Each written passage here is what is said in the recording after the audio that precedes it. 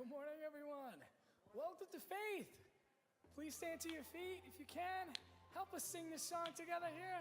Let us worship God. Ready? 1, 2, let's go! Whoa. This is the day that you have made. Whatever comes, I won't complain. For all my hope is in your name, and now your joy awaits my praise. Come on! I give thanks for all you have done, and I will sing of your mercy and your love. Your love is unfailing. Lord, I am grateful.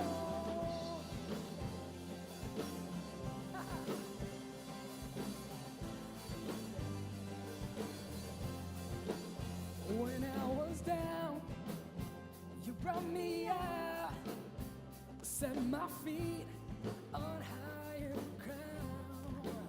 So here I stand, you are my God, your faithfulness, my solid rock. Yeah, I give thanks for all you have done, and I will sing of your mercy and your love. Your love is unfailing. Lord, I am grateful. I give thanks for all you have done. I won't forget all the battles you have won. Your love is unfailing. Lord, I am grateful. Yeah. Come on, let's keep our hands like that. Let's declare that together as we lift our hands. And as we lift our hands, the heavens open, heavens open. So let our lives declare the love our God has spoken over us. And as we lift our hands, the heavens open, heavens open. So let our lives declare the love our God has spoken over us. Yeah! Come on! Let's give thanks! Hey! I give thanks for all you have done, and I will sing of your mercy and your love. Your love is unfailing. Lord, I am grateful. I give thanks for all you have done. I won't forget all the battles you have won. Your love is unfailing. Lord, I am grateful. Lord, I am grateful. You are faithful. Oh, we give you thanks. Amen. Amen. Amen. Welcome. Good morning to Faith Church. We're so glad to have you here. My name is Pastor Doug. You know, they say that the early hours of the day are like the rudder for the rest of the day. And if that's true, then Sunday is the rudder for the entire week. It's the day that sets the course, isn't it, for the rest of the week. You're allowing God to kind of steer your path, starting today for the rest of this week, steering it into a place of joy, of peace, of praise, and of gratitude. And so we're so glad you're here. If you're brand new with us, welcome. We want to thank you so much for being with us. And in a few moments, we're actually going to take up an offering, our morning offering. It's what we do. It's one of our things that we do to give our worship back to God. And there are connect cards for you. So if you're new, we would love it if you could kind of fill out a connect card. It's found in your bulletin, or there's one right in front of you. If you fill that out for us, and the only thing we'd ask you to do when we do that offering thing is just put that in. We're not expecting anything more than that. Please don't feel obligated to give. Just that connect card would be great so we get a chance to know who you are. But what a privilege it is for us right now to kind of let God steer the course for us today and potentially for the rest of this week. Let me pray for us. Father, we thank you so much that you're here with us right now. We give you praise and gratitude, appreciation, God, for all that we have. And we want you to be the focus of this next hour or so that you receive all the honor, glory, and praise as we celebrate who you are, as we celebrate what you've done in our lives. We give you praise and thanks. In Jesus' name, amen.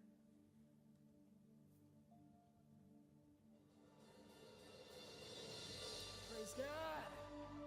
Let's just continue to lift our hands in worship and declare with our voices that there is nothing impossible for our giant God.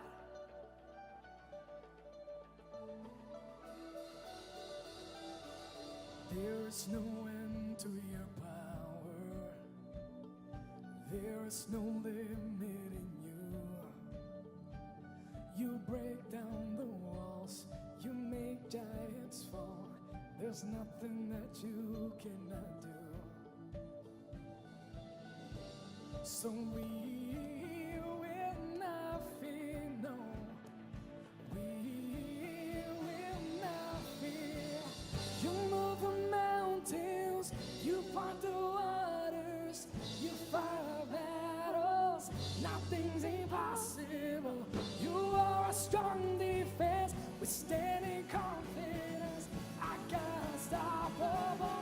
Nothing's impossible.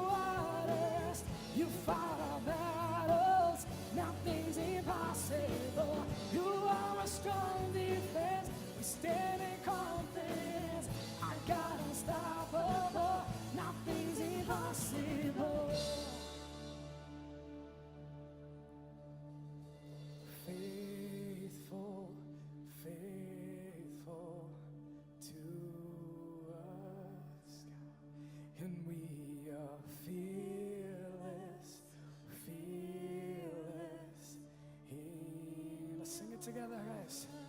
Yes, you are faithful, faithful to us, God, and we are fearless, fearless in your love.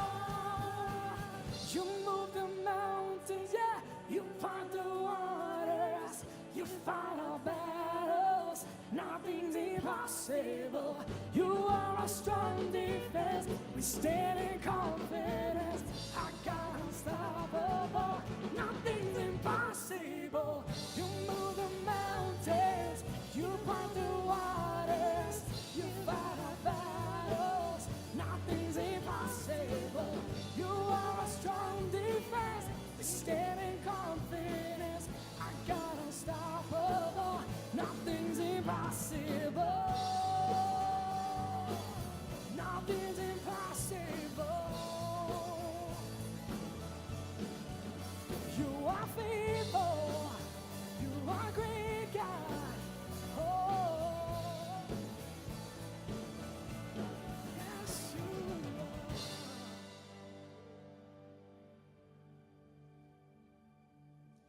you are faithful, faithful to us, God, and we are fearless, fearless in your love.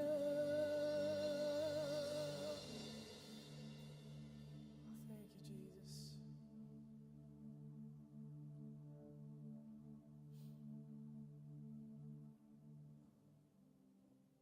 Thanks for being so faithful, God.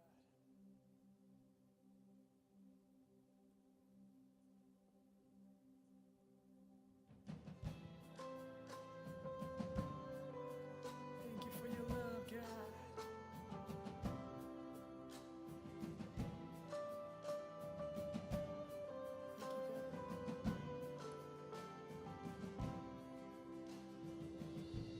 For I spoke a word, you were singing over me.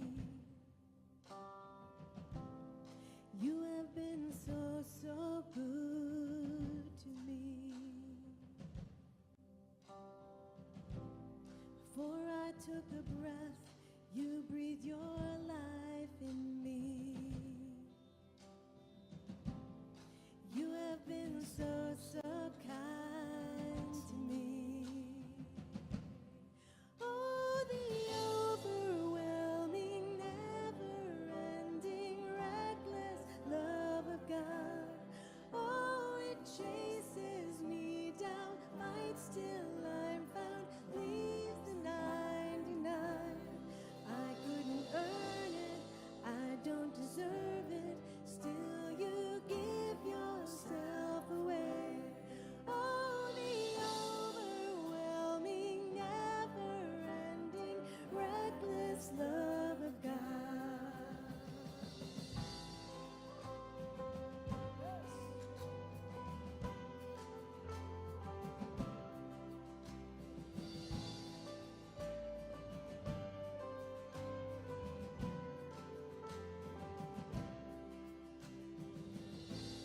When I was your foe, still your love fought for me. You have been so, so good to me. When I felt no worth, you paid it all for me. You have been so, so kind to me. Oh, the overwhelming, never-ending, reckless love of God. Oh, it chases me down, fights till I'm found, leaves the 99. I couldn't earn it, I don't deserve it, still you give yourself away. Oh, the overwhelming, never-ending, reckless love of God.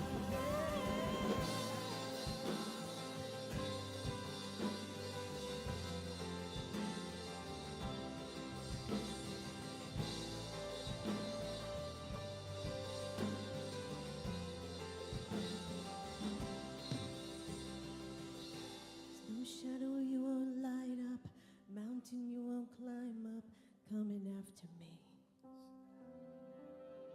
There's no wall you won't kick down, lie you won't tear down, coming after me. There's no shadow you won't light up, mountain you won't climb up, coming after me. No wall you won't kick down, lie you won't tear down, coming after me. That's right. No shadow you won't light up, mountain you won't climb up, coming after me. No wall you won't kick down, lie you won't tear down, coming after me. Oh no. No shadow you won't light up, mountain you won't climb up, coming after me. My Lord. No wall you won't kick down, Lie you won't tear down, coming after me. Oh, the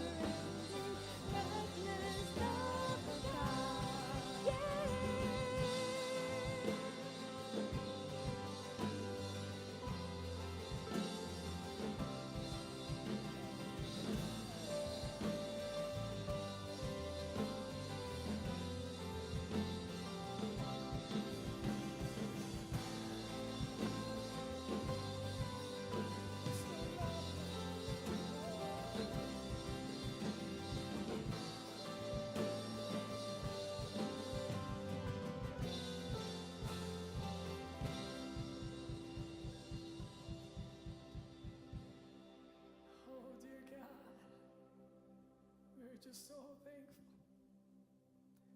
to know of this love, to know that there is no shadow, no wall you won't kick down. Sometimes we may not all realize that, God, but you are the God of gods. That nothing is impossible, God. No matter the consequences, the circumstance, God, your love is there through your Son. We come before you, just humbled, God, and asking for you to show that love to maybe someone that hasn't felt it. And maybe someone who does feel it, lost it, and is not recognizing that you are there. As we come to sing this next song, it is through that crushing and that pressing that you make new wine out of us. You make us your vessel. Sometimes going through that fire is the hardest part for us. That's why you gave us your Son on that cross. Because you loved us no matter what. Thank you, Jesus. Amen.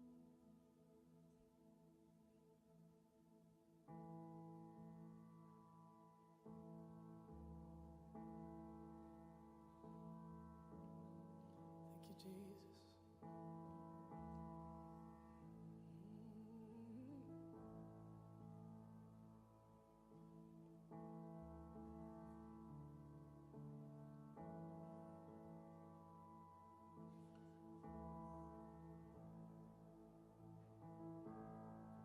In the crushing, in the pressing, you are making new wine. In the soil I now surrender. You are breaking new wine.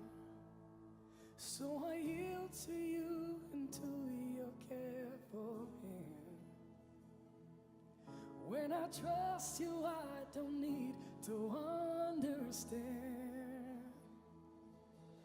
Make me your vessel. Make me an offering. Make me whatever you want me to be. I came here with nothing, but all you have given me. Jesus, bring new wine out of me.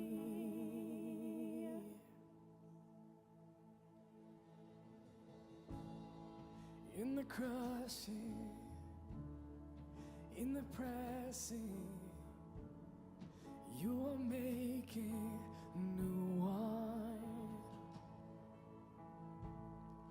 In the soul I now surrender. You are breaking new ground. You are breaking new ground. Oh, make me your vessel. Make me an offering. Make me whatever you want me to be. I came here with nothing, but all you have given me. Jesus, bring new wine out of me. Jesus, bring new wine out of me. Jesus, bring new wine out of me. 'Cause where there is new wine, there is new power. There is new freedom, and the kingdom is here. I'll lay down my own flames to carry your new fire today.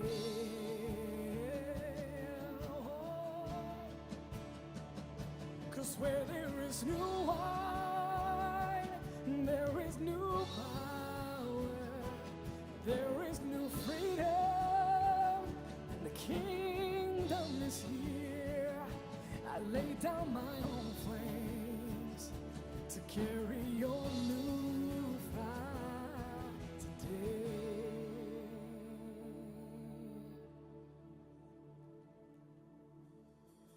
Make me your vessel, make me an offering, make me whatever you want me to be. God, I came here with nothing, but all you have given me. Jesus, bring new wine out of me. Jesus, bring new wine out of me. Jesus, bring new wine out of me.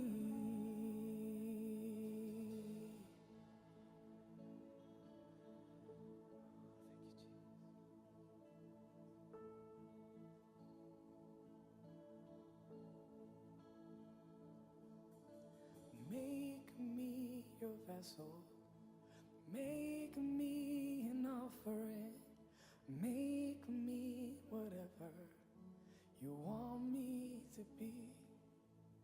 I came here with nothing, but all you have given me.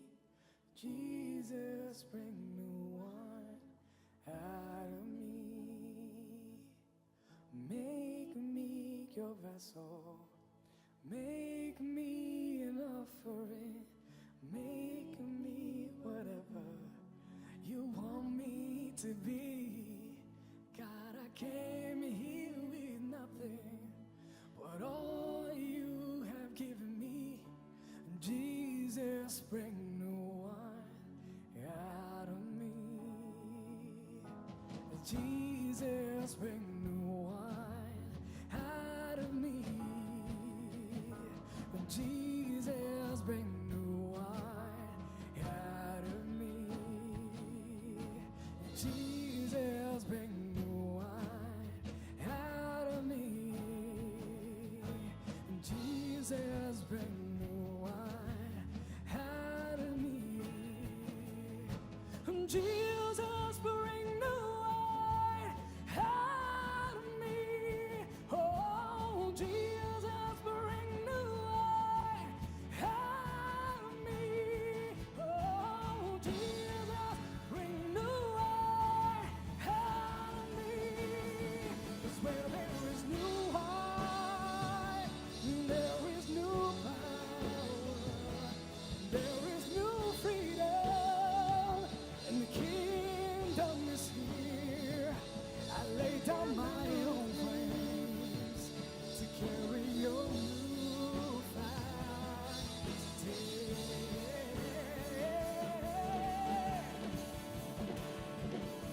'Cause where there is new wine, there is new power, there is new freedom, and the kingdom is here.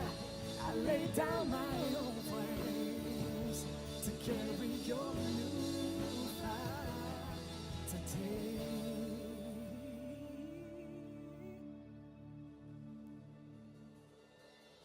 Make me your vessel, make me an offering, make me whatever you want me to be.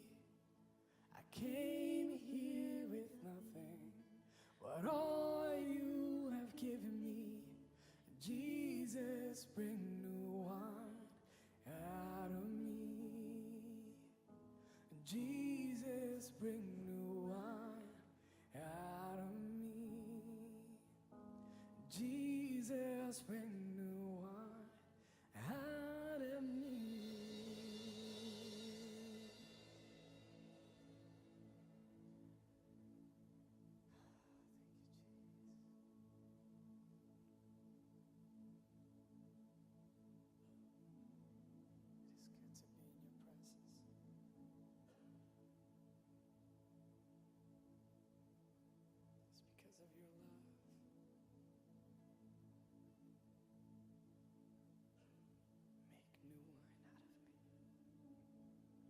Praise God. Praise God. You guys may be seated.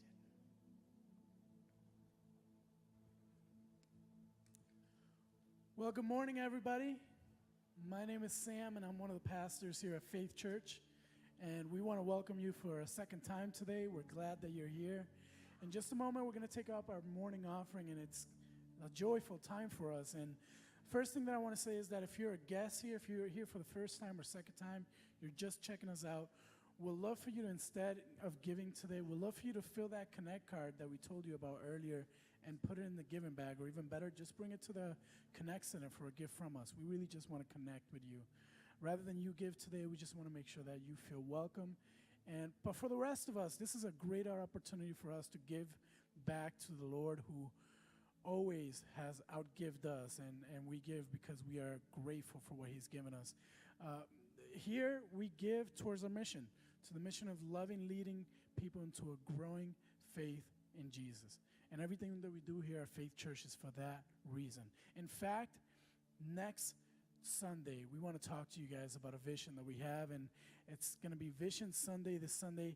This is going to kick off several weeks, probably over 2 months, of things that are incredibly important for you to be in attendance for, because God is doing something with our church. Do you believe that?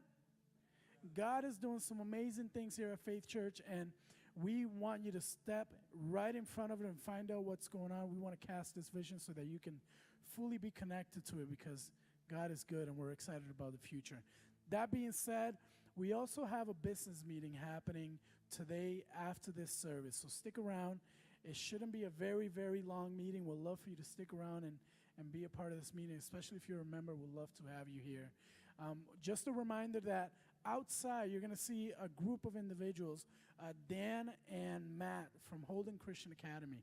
So if you have kids, if you want some information about maybe schooling, this may be a good opportunity for you to check them out. We're going to ask the ushers to now start moving forward to collect our morning offering. And if you did not bring cash, that's okay. You can give online. Go to faithauburn.org/give, and you can give online. In fact, I encourage you to do what I do. I set up my giving online, recurring giving. If you're a regular here, it's an easy way for you to give, and that way you always never forget to give back to God, and you're faithful to him. And we're talking about that today, actually, faithfulness, and stick around for that. But I encourage you to go online, even if you want to do it just a one-time giving.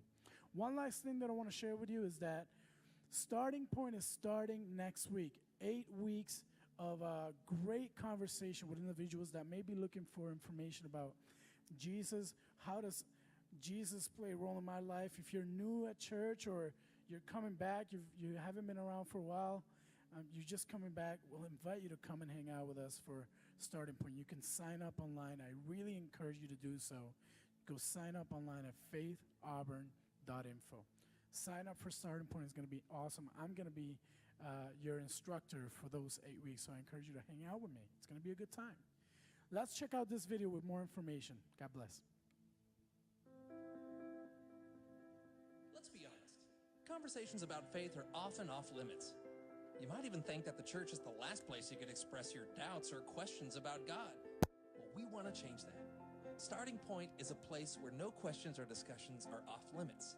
It's not about a teacher giving you information. It's about a conversation. It's about being with other people like you. And we really mean that. You're free to ask any question you want. This is your opportunity to explore faith freely. It's not another place where people will talk at you. We want to talk with you. So are you curious about God, Jesus, the Bible, or Christianity? Or did you recently begin a relationship with Jesus? Or have you returned to church after some time away? Starting Point is for you. Every Starting Point group is guided by qualified leaders, but your voice matters to the group. Your thoughts add value. You may even ask the question that someone else is afraid to ask. Starting Point, a conversation about the story of God. Hey, good morning, everybody. Welcome to Faith. So glad that you are here today, and it's going to be a good day. I'm excited. Prom season is upon us. Anybody have kids that are going to prom pretty soon? Show of hands. Yeah, scary thing to see your kids get to that place in life where Now it's time for prom season. I want to tell you a story about my first prom experience. The year was 2006, and I was a junior in high school, and it was a month before prom. I didn't have a date, and I was kind of freaking out, like I can't go to prom by myself. I didn't ask anybody, but I was working with this girl. She was a year older than me. She was a senior at Auburn, and so we already knew each other from work, but she was a year older than me. She was prettier than me. She was more popular than me. Like, let's just say it. She was out of my league, like way out of my league. And she sent me an AIM. Do you remember what those are? Anybody? AIM, AOL Instant Messenger. She sent me a message, and she said, "Hey, I had a dream about you." I was like, "Okay, all right." And so I'm like, "Wow, this is a pretty girl. She has a dream about me. Let's find out what this is all about." And she said, "I had a dream that you asked me to prom," which now I'm like, oh my goodness, that's the worst pickup line ever. But she said, "I had a dream that you asked me to prom." And this gullible teenager that I was, I said, "Do you want to go to prom with me?" She said, "Yeah, let's go to prom." So here I am going to prom with this girl that I feel like I'm not the most popular kid in school. This is going to help, right? I'm going to be more popular in school. And I finally have a date. This is great. And it was going so well until a week before prom when she got back together with her ex-boyfriend. Yes, feel bad for me. It was a moment where I was like, this is not going well. And I'd see them, walk down the hall, and he had his arm around her, and he'd just look at me. And this is awkward. I don't want to go to prom with her anymore. So I walked up to her a couple days before prom, and I said, "Listen, I'm going to let you off the hook. I'm assuming we're not going to prom anymore." And she said, no, I still want to go with you. I'm like, okay, that's just weird. Your boyfriend, he's older than me. He's scrawny, but he's not going to, I wasn't scared, but I was just like, this is weird. So we got in, so the day of prom, I get in my tux and everything. I'm all ready. I'm done up and all that, and I drive over to her house. I leave my car there. We get in her car. We go over to her friend's house where the limo is waiting to pick us up and all her friends. We take pictures together. We get in the limo. We go to prom. We're at prom. We get our professional photos done, and we're eating and dancing. And then her boyfriend shows up. And it just gets awkward at that point because I pretty much am like, "Hey, there's your boyfriend. Go ahead." And she goes off. And I didn't see her again the rest of the night except she was 10 feet from me just making out with him. The whole time. And I'm just sitting there like, okay, I guess this is the fate of my night. And they end up going, they took the limo and went back to a friend's house and stuff. And I was stranded at prom by myself. I didn't have my car because it's at her house. So I'm like, okay. So I ended up getting a ride to her house. But the most awkward part was as I'm walking to my car, and I'm about to get into my car, the limo pulls up. And she and her boyfriend get out, and they walk right by me and just go right into the house. And I'm like, at least acknowledge my presence. An apology would have been nice. I don't even know. But in that moment, I felt so used. I was just bait for this girl to get back together with her boyfriend. Now, I feel a little bit better about it to know that they're married to this day. So I feel like I played a part in that, an important part in their marriage, and I'm so happy about that. But no, it was just an awkward time because this girl had made this promise up front. And it seemed so promising. I had a date to prom. This was going to be good. Only to find out that I was kind of just used in that moment. And maybe you've been in a similar situation. You felt like people have made these big promises to you. Maybe it's a politician that you thought, that they made this big promise during their campaign. They promised the moon, but then when they get in office, they can't even deliver the earth. And whatever it might be, or, an offer comes in the mail and it seems too good to be true, but you're the gullible type. You're like, yeah, let me call and find out. What are the different people who have promised us big things up front only to find out that it was phony in the end and they didn't come through? Here's a question for you. How many promises have you broken today? Because the reality is we break promises all the time, every day. And it doesn't have to always be the big, dramatic, broken promises. I mean, this morning when your wife was getting ready and you said, "Hey, honey, how much longer?" 5 more minutes, which, turns into 10 minutes and 15 minutes. Okay. And before you start throwing things at me, ladies, I understand that your 5 minutes of getting ready is equivalent to a man's 5 minutes I'll be home. You know, it's equivalent. There are times where Kendall's called me and said, hey, where are you? I said, just 5 more minutes. I just got to finish this project, this email I'm typing up. So call me like 10 minutes later. Hey, where are you? I'm on my way to the car. I'm leaving right now. I'm in the car. You know, like, no, honey, I've not done that before. But these little promises that we break, it's not a big deal, right? It's not a big deal to find out about things like that. But you know that it's a big deal when it leads to a bigger thing. And there are bigger promises that have been made to you. Maybe it's in marriage. There was infidelity. That you thought your spouse, on their wedding day, on your wedding day, said, till death do us part in sickness and in health.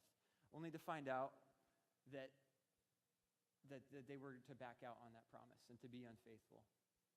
Or maybe it was a friendship that you thought, sorry, I'm just messing with my mic here.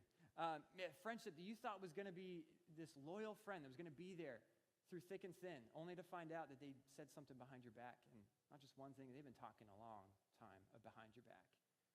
Or maybe it was a parent, a mom or dad who you thought was supposed to be there for you. And there's really, it's an unspoken rule. If you have a baby, you should be there for your child. Like you should care for your child. You should nurture and love your child.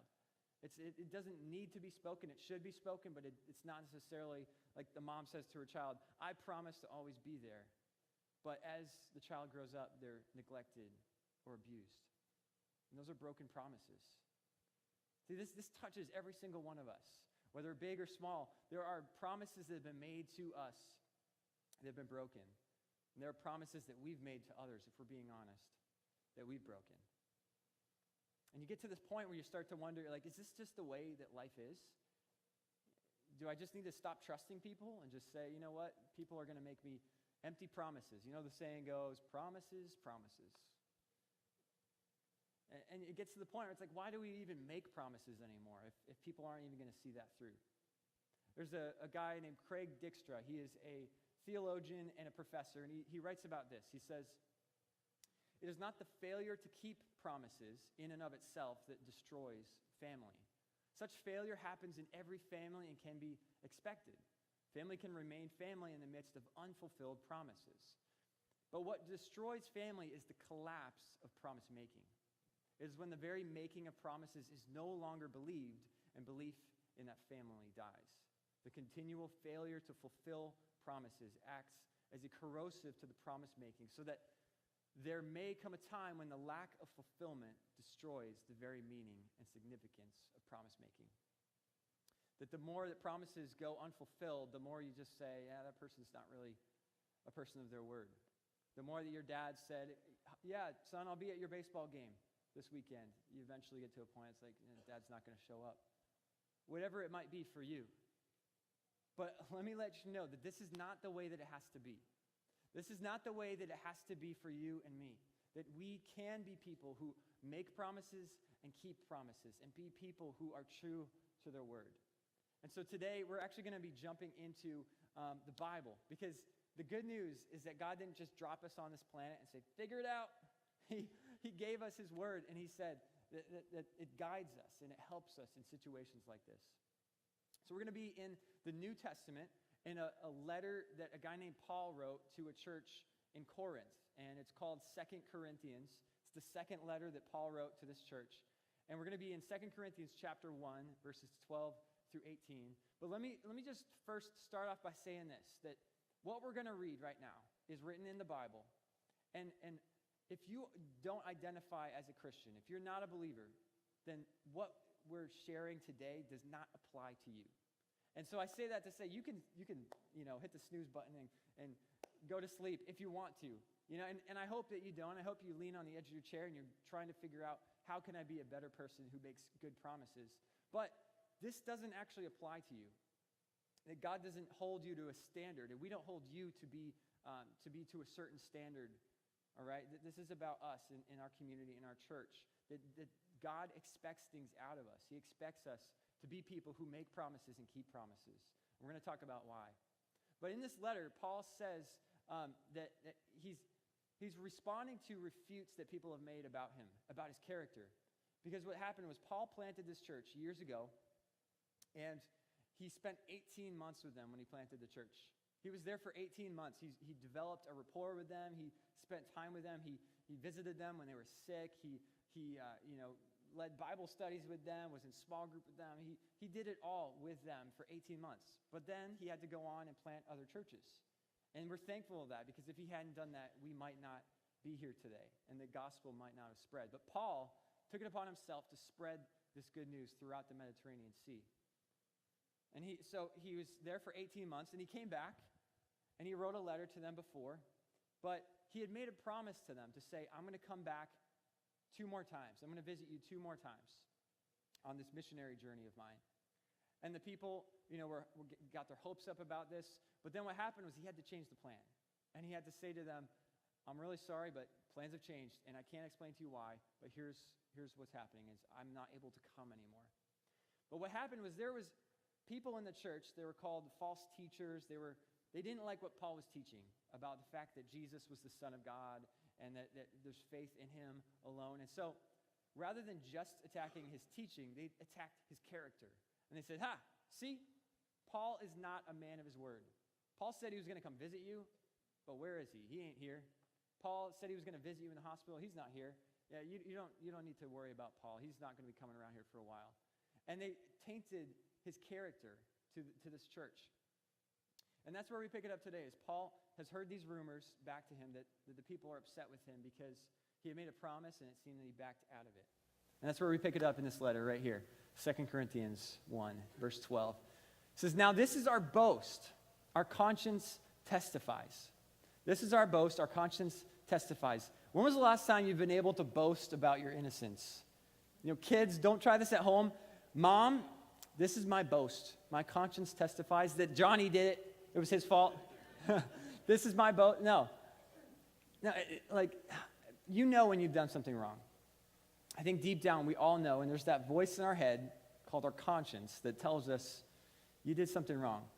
I shouldn't have said that thing to that person. Yeah, I could tell it hurt their feelings. I shouldn't have done that thing that I did. That wasn't good. But what happens is that over time, left unchecked, we don't want to hear our conscience anymore. So we hit the mute button. And we just tune it out. And Paul writes about this in another letter to a man named Timothy. He says that our consciences can become seared, meaning that we just tune out our consciences. They become corrupted. And we eventually get to a point where, and nobody does this overnight. It's not like you divorce overnight and all of a sudden I decide I don't love my wife anymore. No, it's the slow, gradual progression that happens. You know this to be true. A spouse, they stop opening up emotionally to the other person.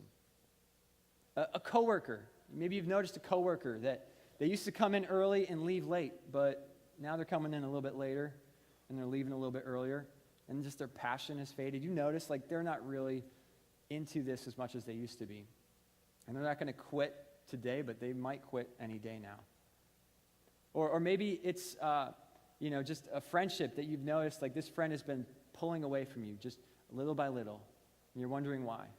It's these things that we wonder, that they build and they build. And what happens is that as our conscience goes, when your conscience starts to go, the concessions start to flow. When your conscience starts to go and you start to just shut it off, the concessions start to flow. You start to justify your actions. It's a church member who says, I'm still coming on Sundays, but I can't go to my small group anymore. I got more important things to do. And, maybe I got to mow the lawn, or my cat is really lonely. I got to be with my cat tonight. Just the different things that you hear. But they're gradually fading from community and gradually stepping further and further away from community. It's not just suddenly, I hate this church, I'm never coming here again. It's the slow things. And you know this to be true. So when your conscience starts to go, the concessions start to flow, and commitments turn into no. What once was a yes now becomes a no. So let's go on. He says, our conscience testifies what? That we have conducted ourselves in the world, but especially in our relationships with you, with the Corinthian people, to the church. In our relationships with you, we've conducted ourselves with integrity and godly sincerity. we're going to talk about these two words. Integrity is the idea of being the same person at all times. It's to be the same person with this group of friends that you are with this group of friends. Right? I remember when I would throw birthday parties, and I had like 2 different groups of friends, and I was a different person with each group of friends. And when birthday parties where they all came together, it was like chaos, because friends would find out that I wasn't the same person that I was there. You know what I mean? And this happens in our lives. But to be a person of integrity is to be the same person at all times. That means gossip is off the table. If you're a person of integrity, gossip is off the table, because why would you want to say something behind that person's back if you feel that you want to say that to their face? You want to just be honest in a truthful and respectful way to that person. To be a person of integrity means you're the same person offline that you are online. And I've seen what some of you guys post online. I've seen the anger and the hate and the conversations that happen between people. And I don't just say you guys, I see it everywhere. If you go on YouTube, have you ever read YouTube comments? It's like all logic is thrown out the window. You're stupid. Oh, that picture of you is dumb. Your avatar looks silly. And I'm like replacing expletives with silly. But you get the idea. Like, people will just berate each other. And I guarantee if these two people, these usernames were to meet in person, they'd be like, hey, what's up, man? How's it going? Hey, what's up? We say things online that we would never say in person to each other. But to be a person of integrity means that you are honest and true, both in public and in private. The second word here is sincerity, relates more to who you are up front to that person's face. To be insincere is to say one thing but to mean another. And that's like, okay, a friend comes to you and says, hey, are we okay? Because I feel like you're upset with me. Say, no, we're fine. What are you talking about? You say one thing, but then you go and, can you believe what that person just what they did to me last week? Can you believe the gossip, the rumors? That's not being sincere. To be sincere, godly sincerity is to say, yeah, you know what? You hurt me, what you said last week. The way that you acted in that situation, it really hurt me. That's integrity, and that's godly sincerity. And just a reminder, Paul's not expecting the world to live like this. He's expecting Christians to live like this. And so that's for us. That's for us today. Let's go on. He says this, we have done so relying not on worldly wisdom, but on God's grace. Again, this is not the way the world operates. This is the way Christians ought to operate. Because the world is this idea of pulling yourself up by your bootstraps. Just like doing a better job at being a better person. Have you ever met anybody who's just been like, I am always honest. I always speak what needs to be said. I am honest at all times. I will never, keep anything from you. I'm going to tell you straight like it is. That's not relying on God's grace. That's relying on worldly wisdom. See, God's grace is the understanding that I don't deserve what I have. I don't deserve to be saved. I don't deserve to even sing to God because of how much I have despised him, how much I have done wrong. And yet, while I was at my worst, that we sang about a song about it today, when I felt no worth, you paid it all for me. When I was at my worst, you paid it all for me. That Jesus came to this world in our lowest moment. To rely on God's grace is to understand that is fuel for our promise making. That's fuel for our promise keeping. That's fuel for our faithfulness in other people. And so, rely not on worldly wisdom, but on God's grace. So he goes on. He says this in verse 15 and 16. He says, and this is he's defending himself now. He's saying this is the original plan, okay? Because I was confident of this. I wanted to visit you first so that you might benefit twice. I wanted to visit you on my way to Macedonia and to come back to you from Macedonia, and then to have you send me on my way to Judea. So all that to say, he's saying this was the original plan. I was going to come see you not just once, but twice. And I really wanted to. I wanted to come and visit you guys because I've spent 18 months with you. My heart is for you. But the plan had to change. And so the accusations started to happen. And what did they say about Paul? Let's read the next verse. He says this, was I fickle when I intended to do this? Was I fickle? Because that was an accusation they had made about him. Oh, Paul, he's fickle. You know what that means is wishy-washy, that you say one thing, but you really mean another. To make a commitment, but then to back out of it. Have you ever made a commitment to someone or a promise, and as you're saying it, you're like, I don't even believe that I'm going to do this. You ever been there? I mean, that right there that's fickle. That is to be fickle. And so he's saying, was I fickle when I intended to do this? And the answer that he's demanding in this question is negative. The only answer can be no. I was not fickle. You know my heart. I spent 18 months with you. I meant what I said when I wanted to visit you. And he goes on. Or do I make my plans in a worldly manner so that in the same breath I say both yes, yes, and no, no? Do I make my plans in the way the world works? And how does the world work? You know how the world works. It's keeping our options open. It's this idea of like, I'm afraid to commit to something because it's going to limit or bind my freedom. If I say yes that I'll go to my friend's daughter's birthday party on Saturday, what if something better comes along? So I just kind of like, you tell them, I'll let you know. Let me look at my calendar and get back to you. And you don't ever get back to the person, right? We've all been there. Because that's the way that the world operates. It's this keeping our options open. And what's underneath that is this idea of FOMO. If you know what FOMO is, it's the fear of missing out. The fear of missing out. Because if I commit to this, well, what if something better comes along?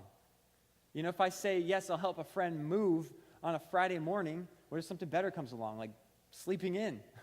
What if that's the better that comes along? I don't want to commit to that.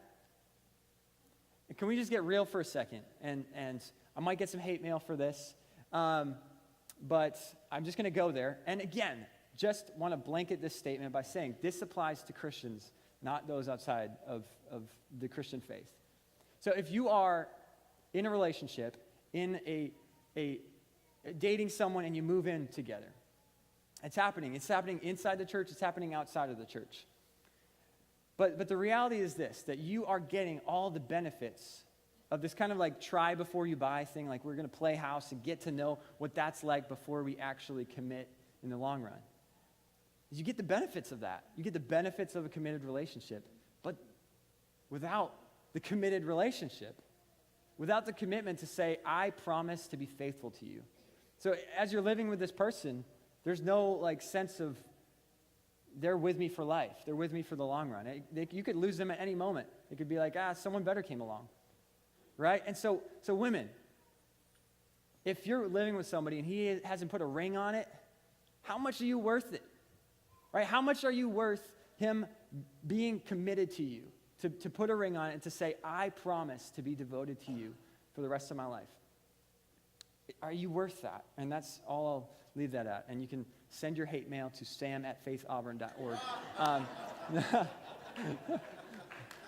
But we love throwing Sam under the bus for that, right? But no, and again, like that's God's desire for us. Because marriage is a covenant. A covenant is a promise. It's a commitment that you make, regardless of whether you're in sick or in health, in want or need, that you would be committed to that person. So let's, before we go on though, because this is the worldly manner that it talks about, what's underneath all of that is this idea of consumerism. And we live in America, the greatest consumerism culture that there is. And the idea behind consumerism is that every single person on this planet was created to serve me. And we would never come out and say that, right? We'd never say, Kevin, you were created to serve me. So, yeah, I didn't like the way you talked to me the other day. It didn't serve me, so I'm done with you. You know, like, we wouldn't ever say that out loud. But that's consumerism underneath it all. Is this idea that every single person is there to please me. In a marriage built on consumerism, that person's there to make me happy. And once they stop making me happy, and I don't have to be faithful anymore, right? So in a marriage, you have a husband who says, yeah, I loved you on our wedding day, and even a little bit after that, but after a couple kids, started to gain some weight, chunk out a little bit, and yeah, you know what? You're not pleasing me anymore. If you know what I'm saying, like you're not meeting my needs. You know what I'm saying? So I'm going to find that somewhere else, on a computer screen, or at a strip club, or an escort service, like just putting it the way it is. That's what we've seen, is people who they're not serving me anymore. Well, the marriage is built on that consumerism. Or a wife who says, I loved him on our wedding day, but, we used to connect emotionally on this deeper level, but then he just put these walls up, and I can't remember the last time we've cried together and had this emotional conversation. And so I actually found that from this guy at work, and he and I just connect on such a deeper level. And so I love him. I don't love my husband anymore. That's a marriage built not on faithfulness, but on consumerism that says you are here to serve me. And if we're going to be honest, and again, send your hate mail to Sam. No. In the church, we see this, and you see this. Maybe you've felt this, or maybe you've seen other people do this, but we'll hop from church to church to church. And the second that the music is too loud, or the lights are too bright, or the room is too dark, or the sermon, like this one, is too challenging, or doesn't hit me the way I like it, it's not feel good enough, we'll leave. And we say, you know what? I'm not being fed anymore. You get in an argument with somebody in the church and say, I can't be there anymore. That person's too corrosive to my character and to who I am. And we leave. And I think too often we leave too soon, because God wants us to stay put and to do the hard work, that soul work of digging deeper, and to understand that there are areas of our hearts that are not surrendered to him, that don't align with his heart. And I believe that if you stay put long enough for God to do that work, it's going to be messy. And yeah, if somebody said something bad about you, the easier thing to do is say, forget you, I'm going to another church. The harder thing to do is to stay put and say, you know what? Let me work through this with the other person. Because ultimately, hopping from church to church to church, what's the common denominator? It's us. It's you. As you jump from church to church, you're going to hit the same problems over and over again, because the problem is within. And so I really believe if we stay put long enough, God will reveal things to us. So he ends all this by saying this. We'll end today by saying this. But as surely as God is faithful, our message to you is not yes and no. As surely as God is faithful. See, that is how we can be faithful, because God is faithful. We should be faithful because God is faithful. And do you believe God is faithful? Amen. I love hearing people say that, but I also recognize that there are people going through some really hard times. And it's easy to question God's faithfulness, to look at the circumstances of your life and say, God, how can you be faithful right now? I'm looking at what's going on in my marriage, looking at what's going on in my health. But promise keeping is kind of like this. It's like load-bearing walls in a house. You don't notice when a wall is doing its job, when it's bearing the load of the house. But what happens when you knock that wall out? Maybe there'll be some cracks in the ceiling, and the floor starts to bulge down a little bit. But eventually that house is coming down. and we notice when the walls come down. But we don't notice when walls are doing their job and they're being firm and faithful to the house. And the same is true of faithfulness from friends and from family members and from your marriage, that we don't always notice when people are being faithful to us. It goes unrecognized a lot. If the faithfulness that a daughter would have to care for her sick mother until the very end, that kind of faithfulness isn't put in the news. But we see a lot of times where that breaks down and promises are broken. And so I think the same is true spiritually, that in our lives, when we look at our lives, we fail to see that God has been faithful and he's continuing to be faithful to you. Like those walls in the house, that God keeps us afloat. God keeps us. He sustains us. Let me put it in perspective for you. Right now, every one of us has something in common. We're breathing in what? Air, which also is known as oxygen. We're breathing in oxygen. What do you breathe out? Carbon dioxide. Where does that go? To trees, right? And trees take that in and they produce oxygen. Then we breathe oxygen. That's amazing. Come on. Let's get into the science of that. That's amazing that God sustains us. Those are the load-bearing walls of our houses, that God would put all that into perspective. How about this? All of us have another thing in common. We all came from our mother's womb. That's crazy. To think that we were nothing. And then we came to be as the seed, and we grew in your mommy's belly. Like, that's crazy. And to think that you came out and you started to grow and develop and learn. If you've ever seen a child and a baby grow in that way, that's faithfulness. That's the faithfulness of God. It's amazing. And yes, we notice when God it seems being unfaithful because it feels like he's promised us this and he's not being true to it. But the reality is that every promise God has made to us is going to be fulfilled. And we just might not see it right here and now. But God is faithful. And so we, the church, we ought to be faithful. We ought to be people of promises because God is faithful. As surely as God is faithful. Our message to you, and Paul's writing this, he says, our message to you is not yes and no. It's not this duplicity like we don't really mean what we say. No, our message is yes. Our message is yes. If we made a promise, we will see that through. And the same should be true of our lives. In your marriage, that unless you understand that it's not about the worldly way of consumerism, it's dying to yourself and letting the other person, lifting them up. That's how real work can be done in a marriage, is building those load-bearing walls in your house again. And maybe your house has started to collapse. Maybe your marriage has started to collapse. Maybe a friendship. There's been some disloyalty, some distrust there. And I can't tell you in every situation whether to build or to break down, but I know this, that I think sometimes we leave too soon. We'll abandon a relationship too soon, and God's saying, I want you to work on building those walls up. Be faithful. And the other person's unfaithful. It's not fair. Be faithful to them. Be honest. Be a person of integrity and sincerity to that person. So here's the big point today. Faithful people don't make fickle promises. Faithful people, if you and I are to be people of faith that are trustworthy, you want to have better friendships with people, you want to have a better marriage, be a person who's trustworthy. Be a person whose word is true, that when you make a promise to someone, you see it through.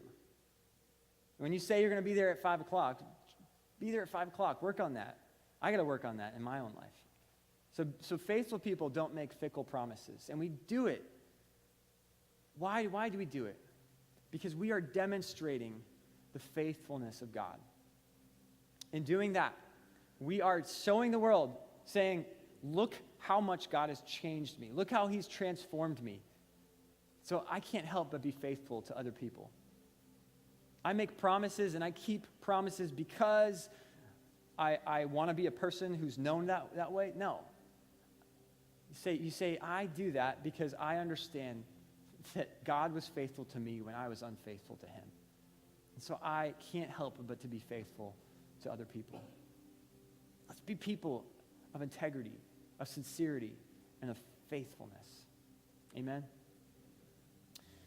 So there's a reason we're talking about this. On the one hand, the reason is we're about to enter into a capital campaign starting next week. We'd love to see you. Vision Sunday, come next week, normal service times. We're going to be entering into a capital campaign and looking to the future of what God might do through us in our faithfulness. And so you're going to be invited to make a pledge, a promise to give over the course of the next 3 years. And I'm not going to give all that away today. That'll be talked about next week. So that's why we're talking about this today, is faithfulness, promise keeping, promise making is so important. But there's another reason that we're talking about this today. And today we are recognizing a man who has been faithful in his service to this church for 30 years. He's entering into his 4th decade at this church. Like, that's unheard of. The average tenure of a senior pastor is 8.8 years. And nearly quadrupled that. My dad, Pastor Doug, has been here for 30 years. So Dad and Mom, I want to invite you both to come up here.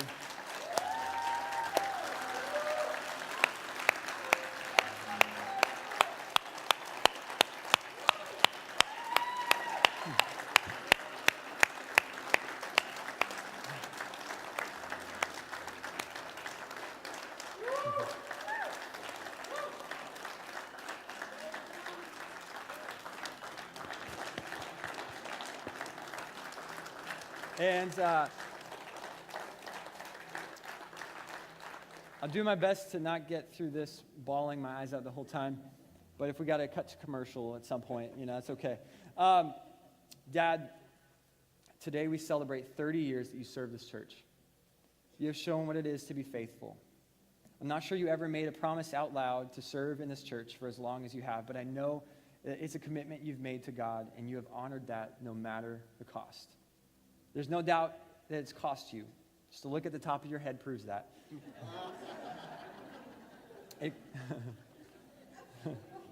Sorry, cheap shot.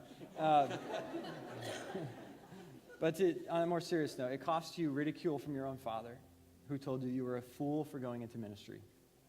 It's cost you opportunities to go elsewhere, when it would have been easier to go where the climate of the seasons are warmer and the climate of people's hearts are warmer. You stayed put. When there were job openings at bigger churches with bigger budgets, you stayed faithful. It's cost you nearly 1,500 Saturday nights staying up memorizing your sermon and about 3,000 hours of preaching on Sundays. I look out in this room, and I am encouraged to see many of the faces of people who have been faithful through the years. And I want to say thank you to those of you who have been here and have been faithful. 30 years have brought a lot of joy. The number of weddings you've performed, the number of people you've baptized, the difference that you've made in people who were once lost, but because of the grace of God and the faithfulness of a servant are now walking with Jesus. The seeds you've sown faithfully have produced and continue to produce a faithful harvest, a fruitful harvest. In a career that can oftentimes be separate from the community, you have gone out of your way to make a presence in Auburn, whether it's being the fire department chaplain here in town or being the chaplain for the Worcester Sharks or just the soccer coach to me and Johnny when we were little.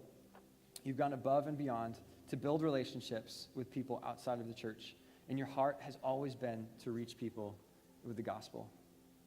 But when I look out in this room, I'm reminded of all those who are not here. Some because the Lord took them home, and no doubt you sat on many of their bedsides as they passed. Others aren't here because life took them out, whether it was a marriage that fractured or an addiction that broke them or differences over theology or practice. 30 years have brought a lot of joy, but it's also brought a lot of sorrow. You've wept for marriage promises that were broken. You've wept for husbands who left their wives and wives who left their husbands. You've wept for parents who have had to bury their children or grandparents who have had to bury their grandchildren.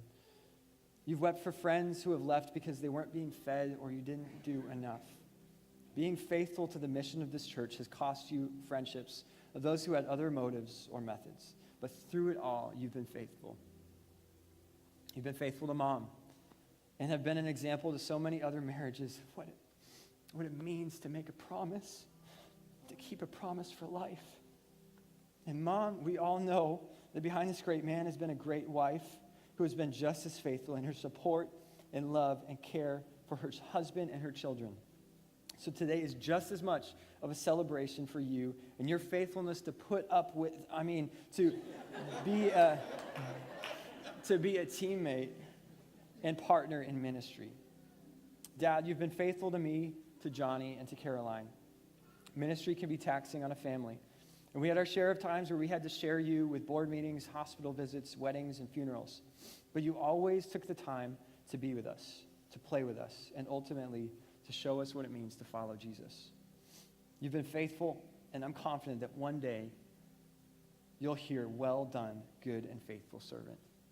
So church, would you join me today in honoring Pastor Doug for 30 years of faithfulness?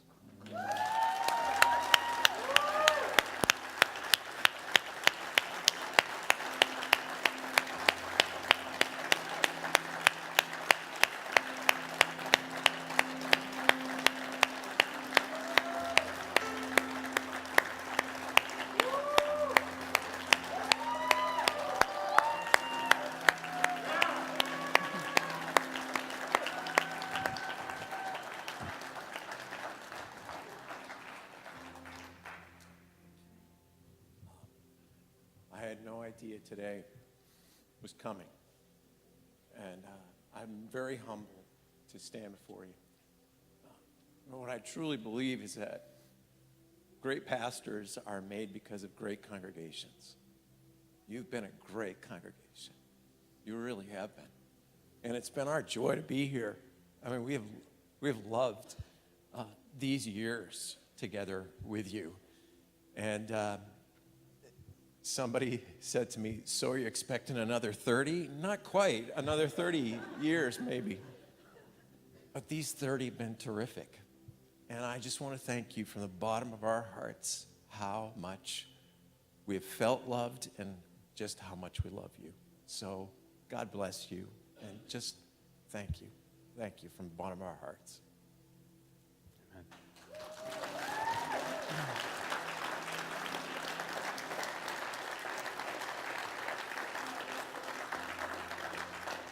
Well, today is special.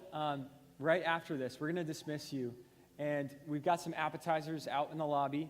So go and get some appetizers, and after that, you're going to come back in here. We're actually going to set up this room with some tables and chairs. So if you're able to help us get ready, we're going to party.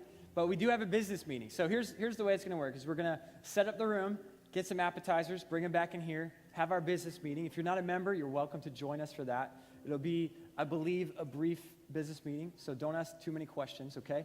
And then after that, we will eat, we will celebrate, dance. I don't know if that's on the menu, but we'll see.